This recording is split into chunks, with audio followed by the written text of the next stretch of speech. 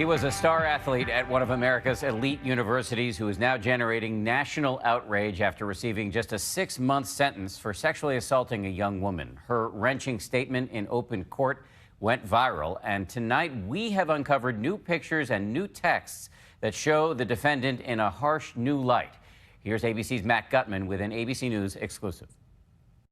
The public outcry still soaring tonight over a 6-month sentence slapped on former Stanford University freshman Brock Turner for sexually assaulting a 22-year-old woman while she lay unconscious next to a dumpster outside this frat house last year. The judge is basically saying, you know, it doesn't matter what your past actions were, just don't do it again. I don't think 6 months was nearly enough. We were absolutely outraged. The victim was disappointed. I was disappointed. I know my office was completely disappointed in that sentence. Known as Emily Doe, the victim's identity has been concealed, but we've come to know her through her words. See if she can speak an entire sentence. To give her a voice, we've asked women who say they've survived sexual assault and rape to read the impact letter that Emily Doe wrote to her assailant. Peeling off and discarding my underwear like a candy wrapper to insert your finger into my body is where you went wrong. It's gone viral with nearly 12 million clicks since it was posted on BuzzFeed, her first-person account of her ordeal, raw and unfiltered.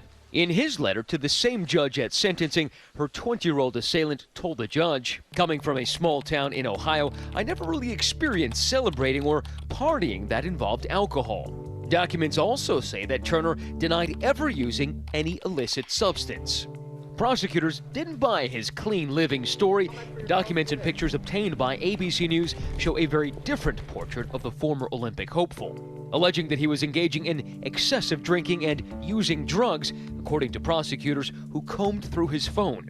Here, Turner is seen with what appears to be a hash pipe before college, say prosecutors, who collated dozens of text messages in which they say he talks about buying or using drugs, including harder drugs. Want to see if we can get acid? The documents also show that Turner was, according to prosecutors, similarly aggressive with another female at a different fraternity party at the same location. Weighing all of this was Judge Aaron Persky, a Stanford alum and former lacrosse captain at the school, who handed down a 6-month sentence. Turner is currently slated to be released from jail after only 3 months for good behavior. What was this judge thinking? I don't know what he's thinking, but I know what we can do about it. We can try to get him off the bench. There are now 2 petitions circulating to recall Persky.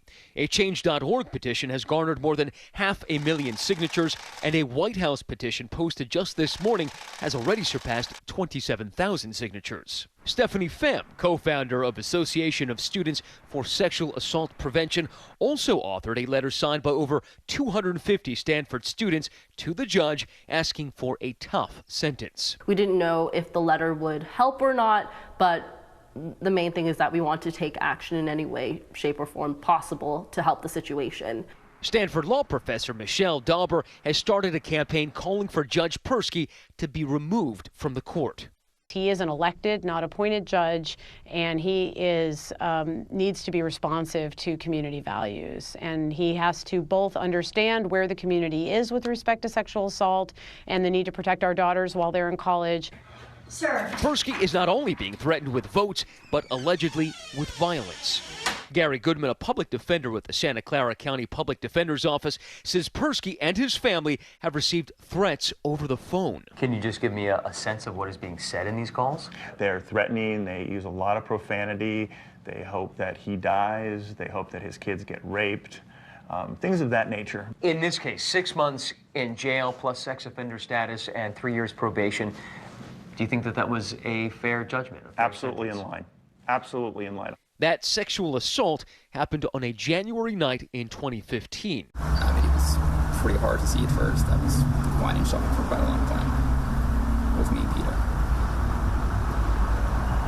Still hard to think about. Graduate students Carl Frederick Arndt and Peter Johnson were riding their bikes and stopped when they saw 2 people on the ground near a dumpster. What makes you suspicious of whatever is going on there? The activity, and she wasn't moving. It was clear she wasn't moving. Yeah. And the man on top of her was? Yeah. Or my friend said, what are you doing? But he later said I didn't do anything, etc. when he was lying down on the ground, for example. and it tried to seem like nothing happened, essentially. From the letter she read in court, Emily Doe recounts, "My breast had been groped, fingers had been jabbed inside me, along with pine needles and debris. My bare skin and head had been rubbing against the ground behind a dumpster." According to Arndt, when Turner made a run for it, he and Johnson ran after him, pinning him to the ground. Then I was over there, helped him to restrain him until the police came. When you saw her lying there on the ground, was it pretty obvious what had happened?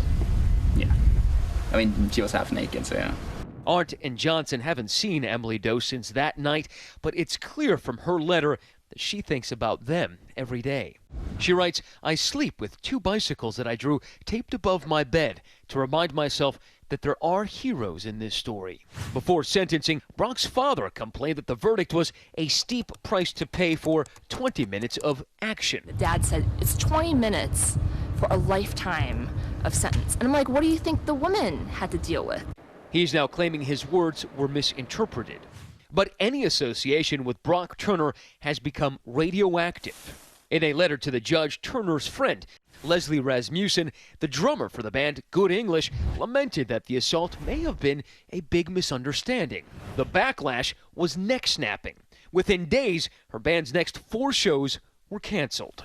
In a post to Facebook, she wrote, "I did not acknowledge strongly enough the severity of Brock's crime and the suffering and pain that his victim endured, and for that lack of acknowledgement, I am deeply sorry." Though the victim's ordeal has launched much dismay, Emily Doe has chosen to remain silent and anonymous. But in response to the outcry this week, she did send a text message to the prosecutor to read. I don't need labels, categories to prove I'm worthy of respect, to prove that I should be listened to. I'm coming to you simply as a woman wanting to be heard. Yes, there's plenty more I'd like to tell you about me. For now, I'm every woman. For Nightline, I'm Matt Gutman in Palo Alto, California.